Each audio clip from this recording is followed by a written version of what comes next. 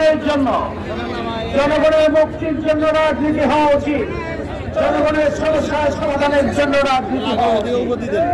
আমি এই 16 বছরে জনগণের কোন কল্যাণে মানুষের কাছে তারা যায় নাই, কারণ জনগণের ভোটে তারা নির্বাচিত নয়। তারা বারবার ক্ষমতায় এসে বাংলাদেশের প্রশ্নকে তারা প্রতিষ্ঠিত করেছে।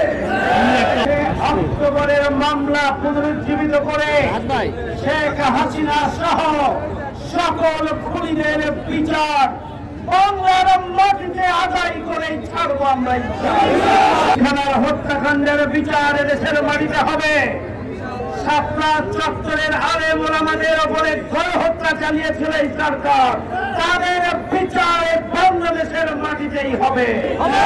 আমাদের জামাত ইসলামী ছাত্র শিবিরের অসংখ্য নেতা কর্মীকে আপনারা হত্যা করেছেন, তার দায়ে দেশের প্রচলিত আইন এবং জনগণের আদালতে বিচারের মুখোমুখি হয়ে শাস্তি কার্যকর না হওয়া পর্যন্ত কোন ক্ষেত্রে তাদের আদর্শের রাজনীতি, সন্ত্রাসের রাজনীতি, গণহত্যার রাজনীতি, গুলি চালানোর রাজনীতি, খুনের রাজনীতি, আয়নাঘরের রাজনীতি এই বাংলাদেশের জনগণ আপনাদের আর পরিচালিত করতে দিবে না।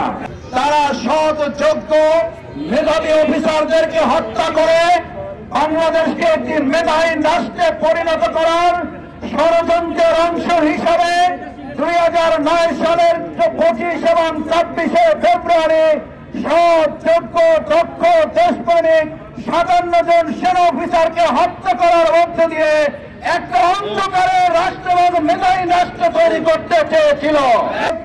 আমরা এভাবে গ্রহণ করব। প্রতিদিন বাংলাদেশে অন্যায়ের প্রতিবাদে এক একটা ন্যায়ের কাজ করে আপনার অন্তরে আমরা 25 সেকেন্ডে আগুন জ্বালিয়ে দেব। যে বাংলাদেশ আমরা পেয়েছি, স্বাধীনতা অর্জন করা যতটা সহজ, সেই স্বাধীনতাকে অর্থবহ করে গড়ে তোলা তার চেয়েও কঠিন।